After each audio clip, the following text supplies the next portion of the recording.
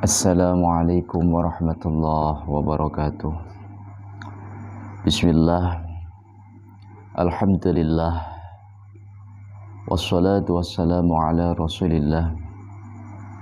Asyhadu an la ilaha illallah wahdahu la syarika lah, wa asyhadu anna muhammadan abduhu wa rasuluh la nabiyya ba'dah. Allahumma salli wa sallim wa barik ala sayyidina Muhammad wa ala alihi wa sahbihi wa mawalah. La hawla wa la quwwata illa billah. Rabbi syarah li sadri wa yassir li amri wahlul 'uqdatam min lisani yafqahu qawli. Amma ba'd. Sa'adatul a'izza yang Al-Fakir muliakan kepada Al-Ustaz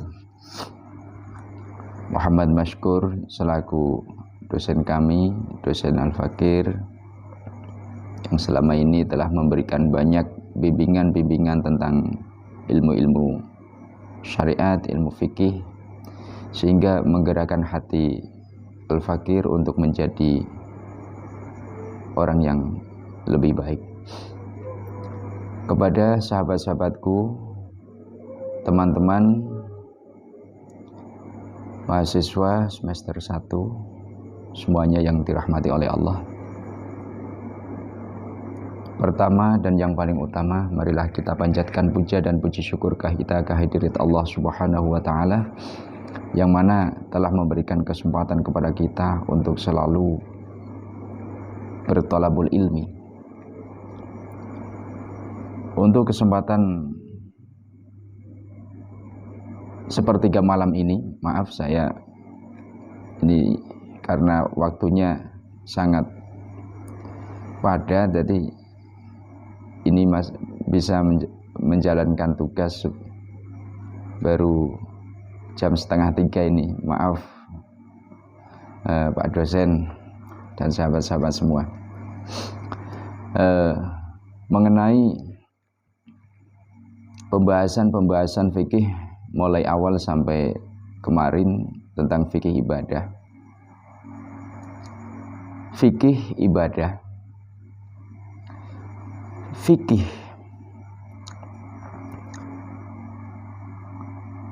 menurut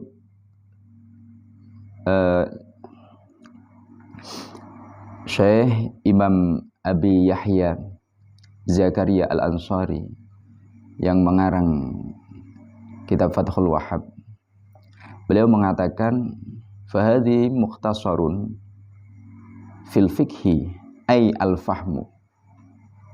Fikih secara bahasa adalah kefahaman.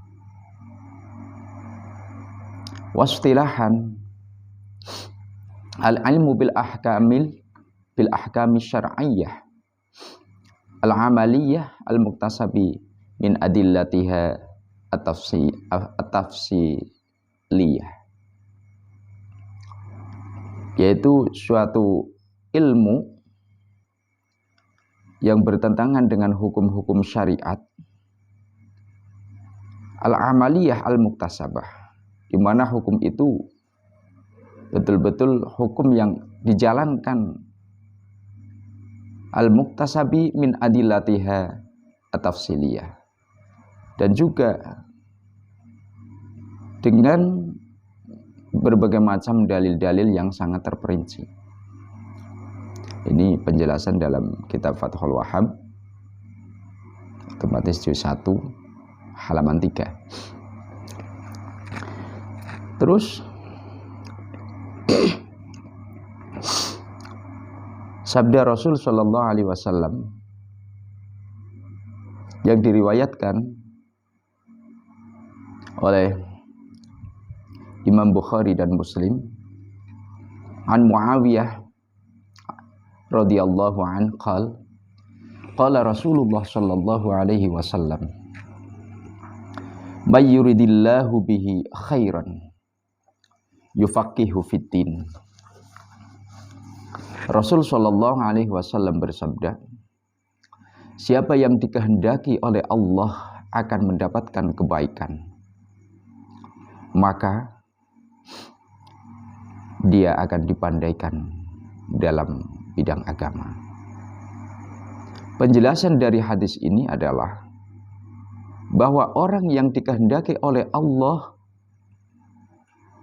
mendapatkan kebaikan dan menjadi orang yang baik, maka orang itu akan diberi pemahaman oleh Allah, pemahaman dalam bidang agama, sehingga menjadi orang yang faqih, yang ahli hukum-hukum agama Islam.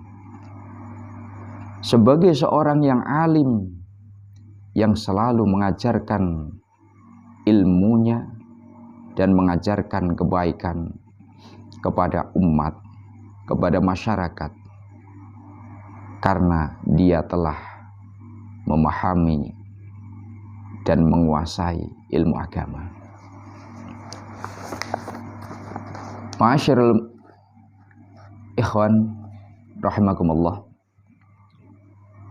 Terus berkenaan tentang ibadah. Ibadah itu terdiri dari dua bagian. Yang pertama ibadah mahdhah, dan yang kedua adalah ghairu mahdhah. Terus siapa yang diperintahkan oleh Allah untuk beribadah? Siapa? Tentu yang diperintahkan oleh Allah hanya ada dua jenis makhluk. Hanya ada dua jenis makhluk Allah yang diperintahkan untuk ibadah. Sebagaimana firman Allah dalam surat Az-Zariyat ayat 56. Bismillahirrahmanirrahim. Wa ma khalaqtul jinna wal insa illa liya'budun. Allah tidak menciptakan jin dan manusia kecuali hanya untuk beribadah.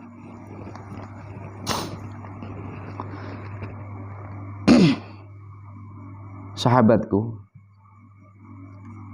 terus bagaimana kita beribadah kepada Allah? Bagaimana kita beribadah kepada Allah? Nah, ini juga menjadi suatu pertanyaan. Beribadah kepada Allah ialah memperhambakan diri kita dengan mengerjakan pekerjaan dengan cara yang teratur dan juga disukai oleh Allah. Terus pertanyaan lagi, apa sih kepentingan ibadah? Untuk apa kita ibadah? Kita menganalisa, terus berpikir, mendalami tentang apa yang disabdakan oleh baginda Rasulullah Muhammad SAW yang telah diriwayatkan oleh Imam Tirmidzi, Hakim, dan Ahmad. Yang kurang lebih artinya seperti ini. Rasul SAW bersabda, Allah Subhanahu wa Ta'ala berfirman, ini dalam hadis qudsi, ya bani Adam, hei anak Adam, maksudnya manusia, kita sebagai manusia, luangkanlah waktumu untuk beribadah kepadaku Allah. Aku akan lapangkan dadamu, dan aku akan hapuskan kemiskinan darimu. Jika tidak, aku akan membebanimu dengan kesibukan. Jika tidak, aku akan membebanimu dengan kesibukan. Dan aku tidak akan menghapuskan kemiskinan. Masya Allah. Sahabatku, sering kita melihat kebenaran hadis ini. Kalau kita melihat tentang mereka para ulama-ulama yang soleh, yang hanya sibuk beribadah, hanya sibuk mengajarkan ilmu-ilmu agama.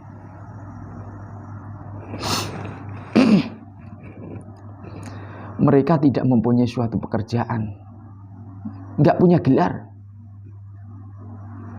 Tapi sahabat, masalah duniawi mereka dicukupi oleh Allah. Dicukupi oleh Allah. Kita yang setiap hari banting tulang, sampai tulangnya kebanting.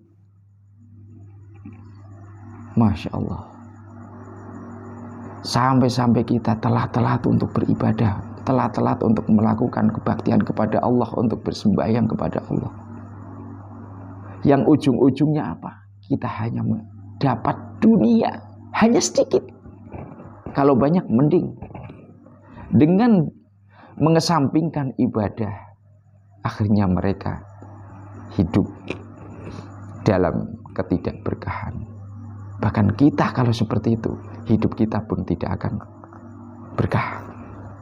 Naudzubillah, semoga kita dijaga oleh Allah. Yang seterusnya, apa yang dimaksud dengan cara ibadah yang teratur tadi? Ibadah yang teratur itu yang seperti apa? Kita tidak dapat mengetahui cara apa yang disukai oleh Allah, melainkan dengan kabar dari Allah dan Rasul-Nya.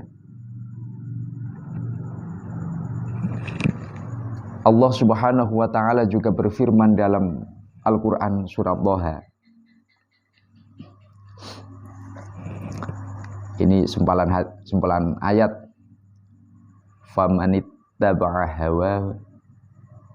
Famanittaba'a hudaya fala yadillu wala yashqa. Barang siapa mengikuti petunjuk, ia tidak akan sesat dan tidak akan celaka. Sahabatku, alhamdulillah kita walaupun usia sudah lumayan, masih tetap berusaha untuk mencari ilmu dengan bimbingan beliau Al-Ustaz Muhammad Mashkur sebagai dosen kami, yang juga Al-Fakir sangat cintai. Terus sahabat, siapakah yang diperintahkan untuk ibadah? Tentu jawaban sudah tadi kita bahas. Yang diperintahkan untuk ibadah hanya ada dua jenis makhluk. Siapa? Jin dan manusia.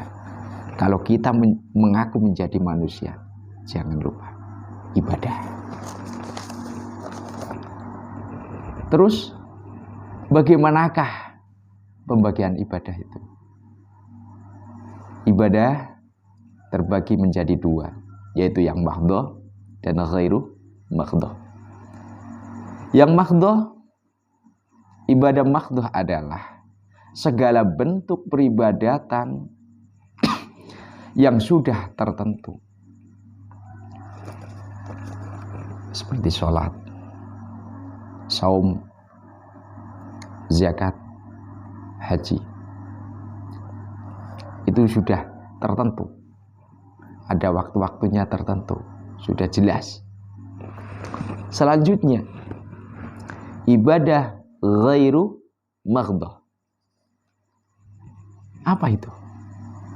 Ibadah ghairu mahdhah adalah segala ucapan, amal, perbuatan, dan niat yang disenangi oleh Allah dan Rasulullah. Seperti contoh ini ibadah yang ghairu mahdhah. Tidur, makan, dan sebagainya. Itu mohon maaf karena kemarin dibatasi oleh beliau Bapak dosen harus sekitar 5 menit. Ini saya lihat sudah 15-an menit. Jadi kesimpulan daripada pembahasan ini, fikih ibadah adalah fikih suatu pemahaman di mana kita sebagai manusia dianjurkan untuk mengetahui tentang bagaimana hubungan kita kepada Allah dan bagaimana hubungan kita kepada sesama. Ini kesimpulannya seperti itulah. Untuk yang lain-lain nanti cukup sekian. Apabila banyak kekurangan, kefahaman dan banyak yang lantur, Al-Fakir minta maaf yang sebanyak-banyaknya. Billahi taufiq wal hidayah wal afu minkum. Wassalamualaikum warahmatullahi wabarakatuh. Salam setia WS.